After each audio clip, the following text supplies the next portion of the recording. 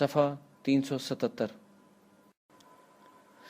اس لمبی تمہید کے بعد جس میں غریب لوگوں کو قرض دی ہوئی رقم پر سود طلب کرنا حرام ہے، سر سید اصل موضوع پر آتے ہیں جس پر سرمایہ داری نظام قائم ہے، یعنی سرمایہ دار بننے کے خواہش مند لوگ سود پر رقم ادھار لے کر ایک کے دو بناتے ہیں۔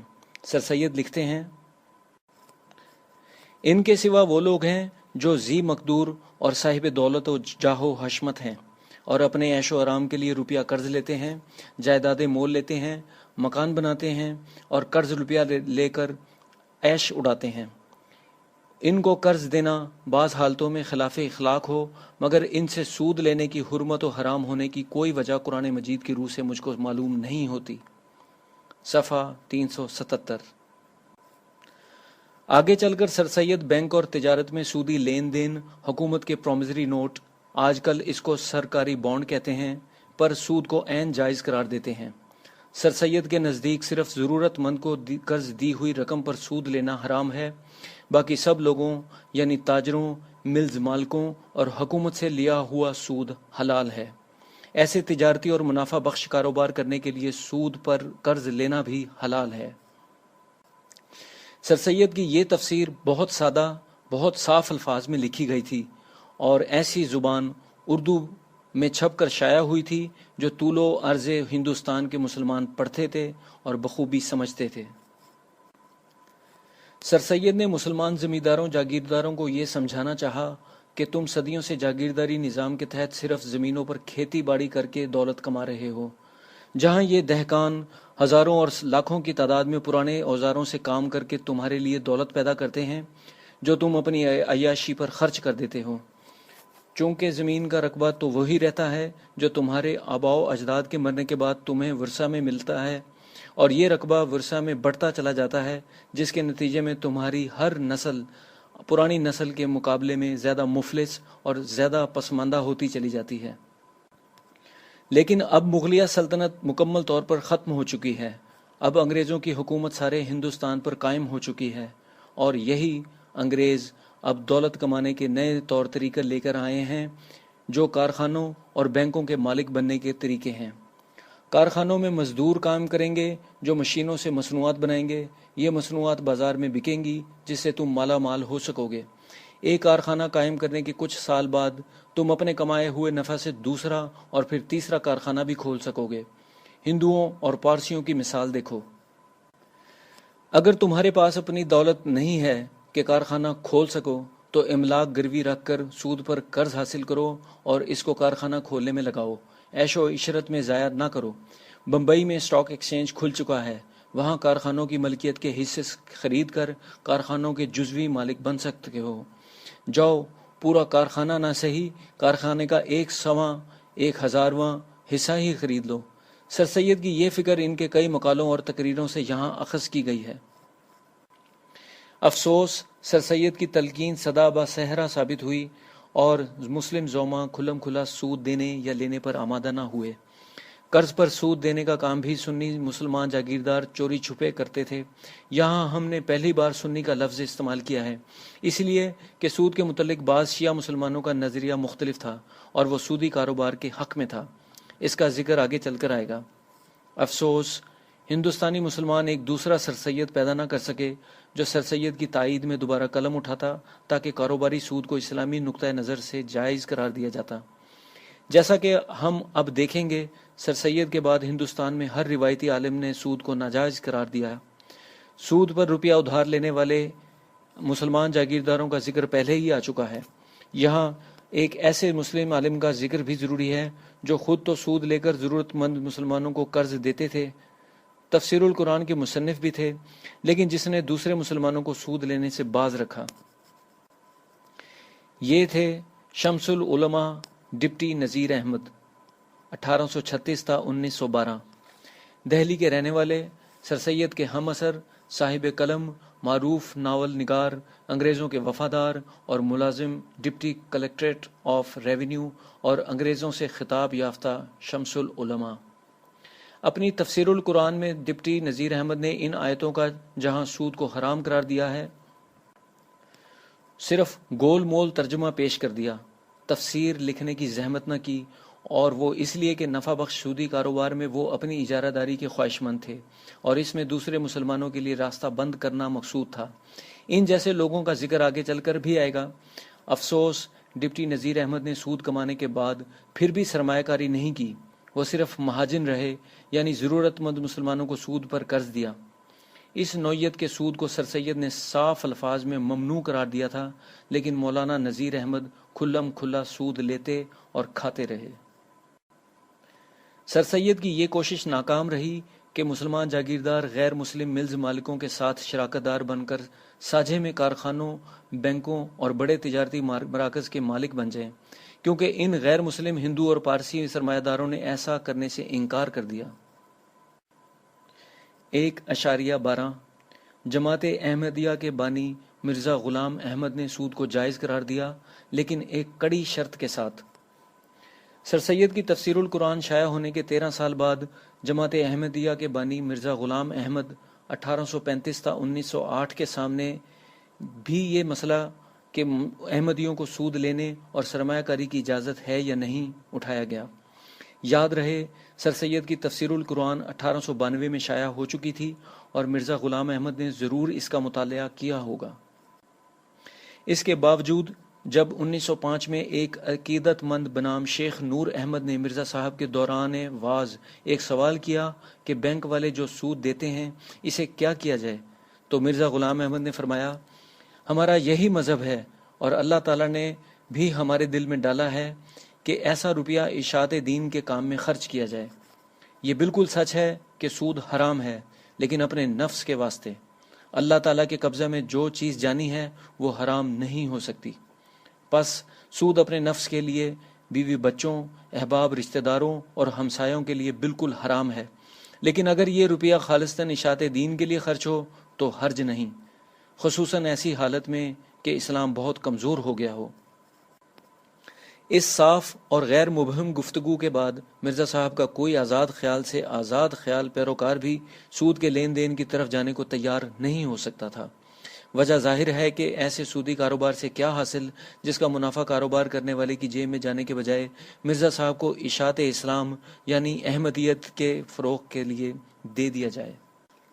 مرزا غلام احمد کی اس صاف ہدایت کے باعث احمدی جاگیردار زمیندار جن کی تعداد روز بروز تبلیغ کے باعث بڑھتی جا رہی تھی، بینکاری اور صنعتوں کی طرف کوئی قدم نہ اٹھا سکے، وہ صرف زمیندار اور جاگیردار رہے۔ نوٹ کرنے کی بات یہ ہے کہ جن صاف الفاظ میں سر سید نے 1892 میں مسلمانوں کو سمجھایا تھا کہ سودی کاروبار کر کے کارخانے وغیرہ کھولنا گناہ نہیں ہے، انہی صاف الفاظ میں مرزا غلام احمد نے 13 سال بعد 1905 میں اپنے مریدوں اور معتقدوں کو سمجھایا کہ یہ کام ہرگز نہ کرنا، اگر کیا تو جہنم میں پھینکے جاؤ گے۔ ان کا یہ بیان بھی ملاحظہ ہو، اگر سود کے لین دین سے باز نہ آؤ گے تو اللہ اور اس کے رسول سے جنگ کا اعلان ہے۔ ہندو اگر یہ گناہ سود کا لین دین کرتے ہیں تو مالدار ہو جاتے ہیں، مگر اس مسلمان یہ گناہ کرتے ہیں تو تباہ ہو جاتے ہیں۔ ترجمہ، اس دنیا میں نقصان ہوگا اور آخرت میں بھی، پس کیا ضروری نہیں کہ مسلمان اس سے باز آ جائیں؟ یہاں بس یہی کہنا کافی ہے کہ احمدی جاگیردار نارے جہنم سے ڈر کر ہر قسم کے سودی کاروبار سے دور رہے اور مرزا غلام احمد کی صاف اور غیر مبہم ہدایت پر عمل کرتے رہے۔ ہم مرزا غلام احمد کے صرف انہی 2 ارشادات پر جو سودی بینکاری اور سرمایہ داری کے خلاف ہیں اکتفا کرتے ہیں۔ مرزا صاحب نے سود کا ایک ہی مصرف بتایا اور وہ اشاعت دین میں خرچ کرنا ہے، لیکن سود دینے کے دوسرے فائدے یعنی سود پر روپیہ قرض لے کر کارخانوں کی ملکیت وغیرہ کا ذکر بھی نہیں کیا۔ کیوں نہیں کیا؟ مرزا صاحب اور ان کے معتقد بھی جاگیرداری نظام کے یعنی جس نظام میں صرف کسانوں کی محنت مشقت سے حاصل کی ہوئی دولت سے جاگیردار فیض یاب ہوتے ہیں، علم بردار تھے، سرمایہ داری نظام کی خوبیوں سے واقف نہیں تھے۔ مرزا غلام احمد نسل در نسل جاگیردار چلے آ رہے تھے، انگریزوں کے وفادار تھے، لیکن سرمایہ داری نظام کی طرف جو مرزا صاحب کے دور میں ہندوستان میں قائم ہو چکا تھا، مرزا صاحب نے دیکھنے کی زحمت بھی نہیں فرمائی۔ 1.13 خلافت اور ہجرت تحریک سے لائی گئی مسلمانوں کی معاشی بدحالی اور اس کے دور رس اثرات۔ پہلی جنگ عظیم 1914 تا 1919 کے بعد چند سالوں میں ہندوستانی مسلمانوں میں سرمایہ داری کے تصور کو دبانے کے علاوہ مسلمانوں میں معاشی بدحالی لانے میں علی برادران، مولانا شوکت علی اور مولانا محمد علی نے نہایت اہم کردار ادا کیا۔ چھوٹے بھائی محمد علی کا کردار خصوصاً قابل توجہ ہے۔ محمد علی شاعر بھی تھے اور جوہر تخلص تھا، اس لیے ہم ان کو یہاں محمد علی جوہر 1878 تا 1931 ہی لکھیں گے۔ جوہر اور ان کے ساتھیوں نے اپنے اپنے طریقے سے مسلمان جاگیرداروں اور متوسط طبقہ کے نوجوانوں کا ہند کی برطانوی حکومت سے براہ راست ٹکراؤ کروا دیا، جس کا مضر نتیجہ یہ نکلا کہ سر سید کے پیش کیے ہوئے سرمایہ کاری کے خیالات کی آبیاری نہ ہو سکی۔ جوہر اور ان کے ساتھیوں کے پاس کوئی فلسفہ حیات نہیں تھا، وہ صرف انگریزوں سے آزادی چاہتے تھے۔ کیسے ہو، کیوں کر ہو، اس وقت کیا کریں جب آزادی مل جائے؟ ان اور ان جیسے دوسرے سوالوں کا جواب مولانا جوہر کے پاس نہیں تھا، بس آزادی کی دھن تھی، اور اس دھن کی وجہ سے مسلمانوں نے مولانا جوہر کو بطل حریت کا لقب دے دیا تھا، یعنی مرد آزادی۔ انگریزوں کے خلاف اپنی اس جد و جہد میں جوہر کو دو سرگرم ساتھی بھی مل گئے۔ مشرق بنگال میں مولانا ابوالکلام آزاد اور مغرب شمال مغربی سرحدی صوبہ میں خان عبد الغفار خان، جن کو پختون پیار سے صرف بادشاہ خان یا باچا خان کہتے ہیں۔ جوہر کے یہ دو ساتھی علم اور نظریاتی اعتبار سے ایک دوسرے کی ضد تھے۔ آزاد صاحب علم، قرآن و حدیث کے عالم، اہل قلم، اخباروں اور رسالوں کے ذریعے معروف، جبکہ باچا خان صرف مرد میدان۔ کلکتہ جو آزاد کا مسکن تھا، کارخانوں اور بینکوں کا شہر تھا۔ سرحدی صوبہ جو باچا خان کا مسکن تھا، وہ قبائلی نظام کے پنجے میں تھا اور کارخانوں اور بینکوں سے یکسر خالی تھا۔ البتہ سرحد میں انگریزوں نے اتنا کیا تھا کہ اس صوبے کے بعض علاقوں میں بنجر اور بارانی زمینوں کو نہروں کے ذریعے آبپاشی مہیا کر کے ان علاقوں کے جاگیرداروں اور زمینداروں کو خوشحال بنا دیا تھا۔ باچا خان ان خوش قسمت پختون جاگیرداروں میں سے تھے جن کی زمینیں انگریزی دور میں نہری پانی سے سیراب ہوئیں۔ باچا خان ایک مالدار جاگیردار ہونے کے باوجود اپنا لباس اور اپنی وضاقتہ ایک غریب پختون کسان کی طرح ہی رکھتے تھے، اور اس طرح وہ گاندھی جی کی تقلید کرتے تھے۔ اسی مناسبت سے کانگریسی اخباروں نے باچا خان کو سرحدی گاندھی کا لقب دے رکھا تھا۔ مشرق بنگال اور مغرب شمال مغربی سرحدی صوبہ میں ایک فرق یہ بھی ہے کہ بنگال کابل سے 2000 میل کے فاصلے پر، لیکن پشاور کابل سے صرف 120 میل کے فاصلے پر ہے۔ یہ نقطہ ذہن میں رکھنا اس لیے ضروری ہے کہ یہ مولانا محمد علی جوہر کی کہانی سمجھنے میں مدد دے گا۔ اب مولانا جوہر کی کہانی سنیے۔ 5 سال کی طویل جنگ کے بعد پہلی جنگ عظیم 1919 میں ختم ہوئی۔ جرمنی اور جرمنی کے اتحادی ملک ترکی کو شکست ہوئی۔ فاتح اقوام نے، جن میں انگریز بھی تھے، فرانس کے شہر شیورز میں جو معاہدہ ترکی پر تھوپا، اس کی روح سے ترکی میں خلافت کو بھی ختم ہونا تھا۔ معاہدہ کی یہ شک مولانا محمد علی جوہر اور ان کے ساتھیوں کو منظور نہیں تھی۔ جوہر ترکی میں خلافت کو قائم و دائم رکھنا چاہتے تھے، اور انہوں نے اس مسئلے کو مسلمانوں نے ہند کا مسئلہ بنا کر کھڑا کر دیا۔ محمد علی جوہر برٹش امپیریلزم کے خلاف ضرور تھے، لیکن انہوں نے جو طریقہ اختیار کیا اس سے انگریزوں کا تو بال بھی بیکا نہیں ہوا تھا۔ البتہ ہندوستانی مسلمان جو پہلے سے مفلس تھے اور زیادہ مفلس ہو گئے۔ جوہر کا طریقہ کیا تھا؟ انہوں نے ایک دور دراز ملک ترکی میں ایک فرسودہ نظام خلافت کو بچانے کے لیے مسلمانوں کو برٹش انڈین گورنمنٹ سے عدم تعاون پر اکسایا، جس کا مطلب یہ تھا کہ مسلمان انگریزوں کی نوکری سے استعفیٰ دیں اور اس غلام ملک ہندوستان سے ایک آزاد ملک افغانستان کی طرف ہجرت کر جائیں۔ وہاں جا کر کیا کریں، اس کا جواب جوہر کے پاس نہیں تھا۔ محمد علی جوہر اور ان کے ساتھیوں، خصوصاً باچا خان اور ابوالکلام آزاد کی بات مان کر ہزاروں مسلمان اپنی نوکریوں سے استعفیٰ دے کر اپنے کاروبار بند کر کے بیوی بچوں سمیت کابل پہنچ گئے۔ کابل پہنچ کر ان پر کیا گزری، یہ اس دور کے ایک مسلم لیگی لیڈر چودھری خلیق الزماں کی زبانی سنیے۔ تقریباً 20,000 مسلمان ہجرت کی غرض سے کابل کی جانب روانہ ہوئے۔ افغانستان کے حکمران کے پاس اتنی بڑی تعداد میں مہاجرین کو جگہ دینے اور انہیں آباد کرنے کا نہ کوئی خاطر خواہ بندوبست تھا، نہ وسائل تھے۔ مجبوراً انہوں نے مہاجرین کو افغانستان آنے سے روک دیا۔ بہت سے مسلمان اپنی جائیداد اور اثاثے چھوڑ کر بیوی بچوں سمیت ہجرت پر روانہ ہوئے تھے۔ وہ انتہائی ناداری اور قسم پرسی کے عالم میں وطن واپس لوٹے۔ خلافت تحریک کے تحت ہجرت کی اس تباہ کن پالیسی کے اثرات کے متعلق ایک سرکاری دستاویزات مردم شماری پاکستان 1951 میں پاکستان کے شمال مغربی سرحدی صوبہ کے متعلق یہ حقائق درج ہیں۔ 1911 اور 1921 کے درمیانی اشرہ میں دوسرے صوبوں کی طرح شمال مغربی صوبہ میں بھی آبادی کے بڑھنے کی شرح بہت کم رہی۔ اس اشرہ میں غریب کسانوں میں افغانستان کے جانب ہجرت کرنے کا رجحان عام رہا۔ ان میں سے اکثر بڑی غربت اور زبوں حالی میں وطن واپس لوٹے۔ غور کرنے کی بات یہ ہے کہ 1951 کی مردم شماری میں ہجرت کی پیدا کی ہوئی زبوں حالی کا ذکر پاکستان کے صرف شمال مغربی سرحدی صوبے میں کیوں ہے؟ پنجاب، سندھ اور بلوچستان میں یہ تباہ کاری کیوں نہیں ہوئی؟ اس کی وجہ باچا خان کی عملی سیاست تھی۔ باچا خان 1890 تا 1988 کی عملی سیاست روز اول سے انگریزوں کے خلاف تھی۔ ان کی پارٹی کا نام خدائی خدمت گار تحریک تھا۔ ان دنوں یعنی 1920 کے آس پاس مسلم لیگ انگریزوں کی وفادار اور چند مسلمان جاگیرداروں کے دیوان خانوں تک محدود تھی۔